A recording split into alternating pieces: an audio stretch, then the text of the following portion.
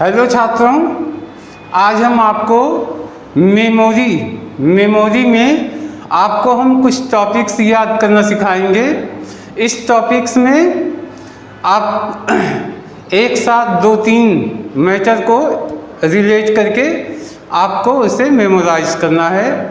तो इस मेमोरी को करने के लिए आपको एक काम करना होगा, जैसा कि मैंने पिछले वीडियो में बताया भी है अपने माइंड मेमोरी क्लास में, याददाश्त में, कि जब हम कोई शब्द बोलें या आप कोई शब्द देखें तो उसमें से मुझे ऐसे शब्दों की तलाश करनी चाहिए जिसकी तस्वीर हम मन की आंखों से देख सकें। जैसे मैंने कहा कुर्सी, तो आप कुर्सी तुरंत आपके कल्पना में अपनी नज़रों में देख सकें। मैंने कहा मोबाइल, तो आप तुरंत मोबाइल अपने ब्रेन में देख सकें। मैंने कहा किताब, तो किताब शब्द पे नहीं जाना, आप किताब की कल्पना करते हैं। अगर ये चीज़ आप करने लगे तो मैं आपको विश्वास दिलाता हूँ एक बार में आपको चीज़ें सब की सब याद हो जाएंगी। तो आज हम आपको याद करवाने वाले हैं जो सभ्यताएं थीं, हड़प्पा, मोहनजोदड़ो, चानूदड़ो, कालीबंगा एटसेट्रा, ये सभ्यताएं किस नदी के किनारे मिली हैं और उसके खोजकर्ता कौन है, उत्खनन करता कौन है।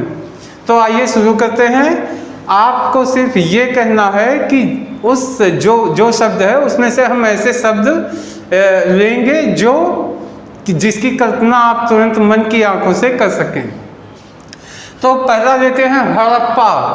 हड़प्पा, तो हड़प्पा ना लेके हा से हड़प्पा, हा से हलवा, मैंने लिया हलवा। अब आप हलवे की कल्पना कीजिए, उसकी खुशबू को महसूस कीजिए, उसकी मिठास को महसूस कीजिए। हलवा बनाया रावी है, यानी रवा से, रावी है रवा से ही हलवा बनता है। अब उसको आपके साथ दयाराम यानी राम भी बैठे हैं और माधव भी बैठे हैं। माधव, आप जानते हैं माधव कृष्ण भगवान का नाम है माधव। तो पहली कल्पना, हलवा आपने बनाया, किससे बनाया? रवे से बनाया। उसको खा कौन रहे हैं? राम और माधव। हलवा यानी हड़प्पा, रवा यानी रावी। जब रवा आएगा तो रावी दिमाग में आ जाएगा। खा कौन रहे हैं? राम यानी दयाराम साहनी, और माधव यानी माधव स्वरूप वत्स। जब आप इन शब्दों को सोचेंगे तो तुरंत आपको ये शब्द अपने आप दिमाग में आ जाएंगे, इसकी कोई टेंशन नहीं है। आ जाते हैं दूसरा, मोहनजोदड़ो। अब यहाँ पे देखिए, मोहन नाम का एक बच्चा है, मोहन नाम का एक लड़का है जो क्या करने जाता है? खेत जोतने। मोहन जोतने जाता है, क्या? खेत। जब वो खेत जोतने जाता है तो अपने साथ सिंधु यानी सेंधा नमक, आपने सोचा सुना होगा, नमक भी 2-3 है जो हम चाचा नमक खाते हैं, काला नमक होता है, सेंधा नमक होता है, आप लोग जानते होंगे। तो मोहन जब जोतने जाता है, अब आप कल्पना कीजिए एक लड़का खेत की जुताई करने जा रहा है और उसके पास रखा है ढेर सारा सेंधा नमक। सेंधा नमक क्या क्या रखा है? राखल दास बनर्जी, यहाँ राख यानी रखा है, अपने पास रखे रहता है। जब खेत जोतने जाता है मोहन नाम का व्यक्ति तो सेंधा नमक अपने पास रखता है। तीसरा आ जाते हैं चानहूदड़ो, ये सिंधु और गोपाल मजूमदार। तो चानहूदड़ो यानी चाइनीज जो होते हैं आप आजकल सुन ही रहे होंगे चमगादड़ चाइनीज चीन वाले चमगादड़ का सूप पीते हैं तो उसमें सेंधा नमक डाल देते हैं, सेंधा नमक डालते हैं और उसके बाद गोपाल गायों को लेके चराने जाते हैं और मजा लेते हैं। किस चीज़ का? चमगादड़ के सूप का। चान्हू दरो, यहाँ से मैंने चमगादड़ निकाला है। चान्हू दरो चमगादड़ का सूप पीने के लिए उसमें क्या डालते हैं? सेंधा नमक। और फिर वो लोग गायों को ले जाते हैं चराने, गौपाल मजूमदार यानी मजा लेते हैं। अब आते हैं काली बंगन। ध्यान दीजिए, काली बंगन। यहाँ है घग्घर से हमने लिया घर, घग्घर से घर लिया। और बीबी लाल से लिया बीवी एवं बी के थापर। अब यहाँ पे हमने इसको एक कल्पना किया है, एक घर है जिसका पूरा कलर काला है, काली बंगन, काला पूरा कलर है। वो क्या है? घर यानी घग्घर।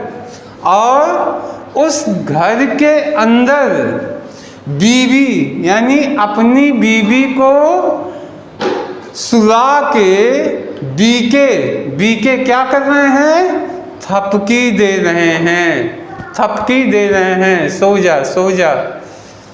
तो हो गया काली बंगन, का से काली एक घर है, घग्घर जो उसका कलर कैसा है? काला है। और उसके अंदर कौन लेती है? बीवी लेती है। और उसके पति बीके जो है थपकी दे रहे हैं, थपकी दे रहे हैं, थापर। फिर आता है कोच दीजी। तो यहाँ पे क्या है? दीदी एक लड़की है, वो सबकी दीदी है, जो पहनती है कोच। क्या पहनती है? कोच। और कोच पहन के कोच के अंदर क्या रखती है? सेंधा नमक रखती है। और यहाँ से हो गया फजल। अब आप देखिए, इसमें से एक निकालते हैं फजल में फल और दूसरा निकल जाता है जल। यानी एक कोच एक दीदी है जो कोच पहनती है, कोच में सेंधा नमक रखती है और फल खाती है नमक के साथ, फिर पीती है जल। फल यानी फजल अहमद। अब जब फल और जल आप सोचेंगे तो फजल अहमद अपने आप याद आ जाएगा। ये आप विश्वास रखिए, एक बार जब आप सोचेंगे तो आपको हैरानी होगी कि वास्तव में ऐसा सब कुछ होता है। इसके बाद अब आप जान ही गए होंगे हड़प्पा का तो हलवा किसका बना? रवे का। खा कौन रहे? राम यानी दयाराम। और साथ में कौन है? माधव यानी माधव स्वरूप वस्तु। यहाँ पे माधव हम कृष्ण के लिए व्यक्त करते हैं। दूसरा आ गया मोहनजोदड़ो। मोहन एक व्यक्ति है जो क्या करने जाता है? खेत जोतने जाता है। अपने पास क्या रखता है? सेंधा नमक यानी सिंधु नदी। और रखता है यानी राखलदास बनर्जी। चान्होदरो जैसे कहा चमगादड़ चीन के लोग चमगादड़ का सूप पीते हैं, उसमें क्या डालते हैं? सेंधा नमक डालते हैं। और गौ यानी गाय को ले जाते हैं और क्या लेते हैं? मजूमदार यानी मजा लेते हैं, है ना। काली बंगन यानी काला सा घर है, उस घर के वो घर और घर से नदी कौन सी आई? घग्घर। और घग्गर नदी में बैठे कौन है? बीवी। बीवी उनकी लेटी है, उनके पति बी के थापर हैं जो थपकी देके लिटा रहे हैं। कोट दीजिए। आप सोचिए, एक दीदी हैं, कोट पहनी है, कोट के अंदर क्या रखे हैं? सेंधा नमक यानी सिंधु नदी और फजल। फजल का मतलब फल खाती हैं उसी नमक के साथ और पीती हैं जल, यानी फजल अहमद। अब आते हैं आगे। यहाँ देखिए रंगपुर यानी स्थल रंगपुर, और यहाँ लिखा मादर, और यहाँ लिखा रंगनाथ राय। तो देखिए एक जगह है, मान लीजिए एक जगह है रंगपुर। अब रंगपुर से कल्पना कीजिए कि जहाँ रंगपुर है तो वहाँ चारों तरफ रंग ही रंग, लाल पीले हरे नीले रंग ही रंग भरे होंगे। और मेरी मादर यानी मदर यानी हमारी मदर वहाँ रहती हैं, और उसके जो राजा हैं वो रंगनाथ राय हैं, यानी रंगपुर के ही वो नाथ हैं, यानी सबसे बड़े व्यक्ति हैं। वैसे भी आप इसको कर सकते हैं रंगपुर रंगनाथ, और यहाँ पे नदी कौन सी है? मादर। फिर आता रोपड़। हमने यहाँ पे एक कल्पना की है रोपड़, तो मैंने कहा पापड़, रोपड़, पापड़। और यहाँ का सतलज, सतलज में सत है, इसको हमने कर दिया सात। और यहाँ पे यज्ञदत्त शर्मा है, इनसे ले लिया यज्ञ। अब आप कल्पना कीजिए कि आपने पापड़ लिया हाथ में, कितने हैं पापड़? 7, और उनसे आप यज्ञ कर रहे हैं। उनसे आप क्या कर रहे हैं? यज्ञ कर रहे हैं। आप जानते हैं यज्ञ करने में आहुति दी जाती है, आहुति के साथ ओम नमः शिवाय, ओम नमः शिवाय जो कुछ भी किया जाता है। मान लेते हैं ये, इसको अन्यथा मत लीजिएगा, यहाँ सिर्फ हमें इमेज बनानी है। तो मैंने कहा कि उस यज्ञ में आहुति की जगह पापड़ डाला जा रहा है, पापड़ डाला जा रहा है। इसका मतलब रोपड़ पापड़, और कितने पापड़ हैं? 7, यानी सतलज 7, और यज्ञ दत्त शर्मा यानी यज्ञ। पापड़ 7 पापड़ आपने हाथ में लिया और यज्ञ में आहुति डाला।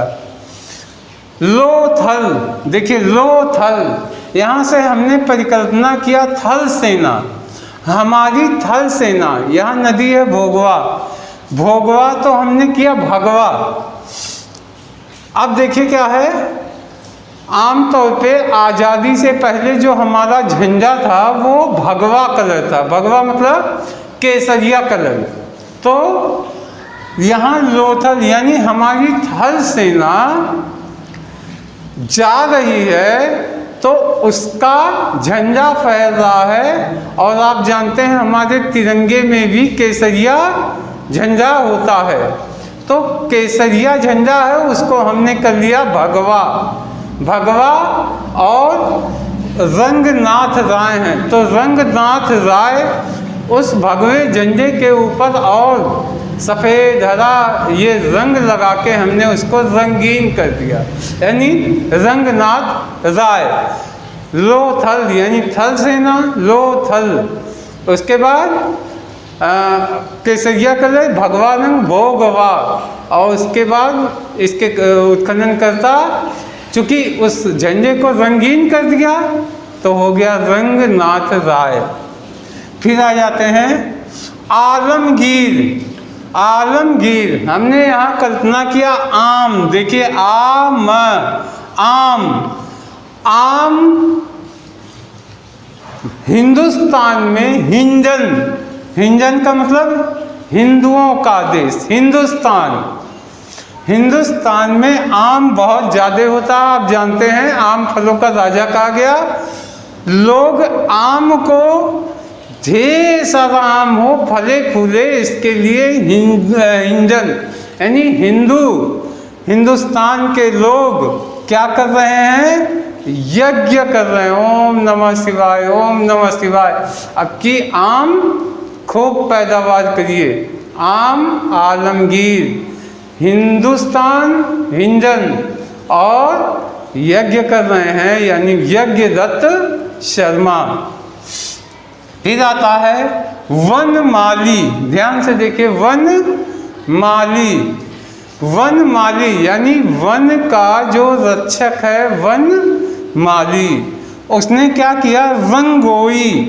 रंगोई तो हमने इसको कर दिया रंगोली। आप जानते हैं दीपावली में, दशहरा में, 15 अगस्त, 26 जनवरी तो तिरंगे झंडे के नीचे चावल को रंग करके लाल, सफ़ेद, केसरिया ऐसे अलग अलग कलर में करके उस चावल से डिजाइन बनाई जाती है, तो उसको रंगोली कहते हैं।